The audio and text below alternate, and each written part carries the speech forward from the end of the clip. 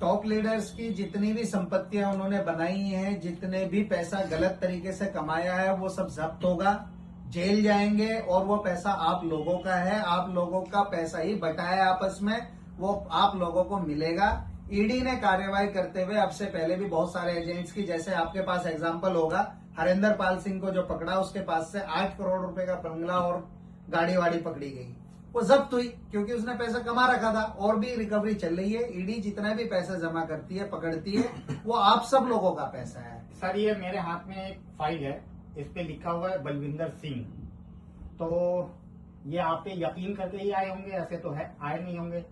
तो आप उनको कैसे तसल्ली दे रहे हैं, किस तरीके से बता रहे हैं कि भाई आप सबको पैसा मिलेगा, सब आपके अकॉर्डिंग अगर मैं ये मान लेता हूं कि जो आप कह रहे हो वही सही है, 1 लाख लोग, इसमें इन्वेस्टमेंट कितनी है सर, हम सोच भी नहीं सकते हैं, हमारे पास डाटा ही नहीं है, सोचने की बात तो बहुत दूर है।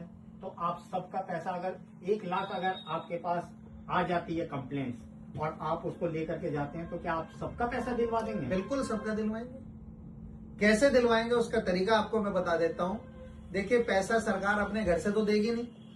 1 लाख लोग अगर आते हैं और खुल करके उसके खिलाफ कार्रवाई की बात करते हैं, तो सरकार के ऊपर दबाव होगा और सरकार उसके जिस्म से 1-1 इंच पैसा निकलवा करके नोच नोच करके भी आपको देगी।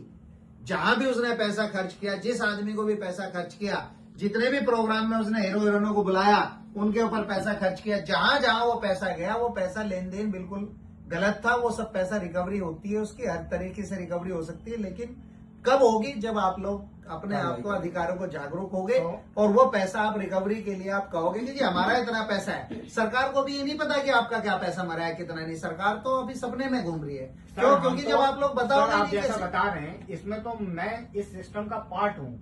जब मुझे ही नहीं पता तो गवर्नमेंट को कैसे पता होगा? कैसे पता होगा?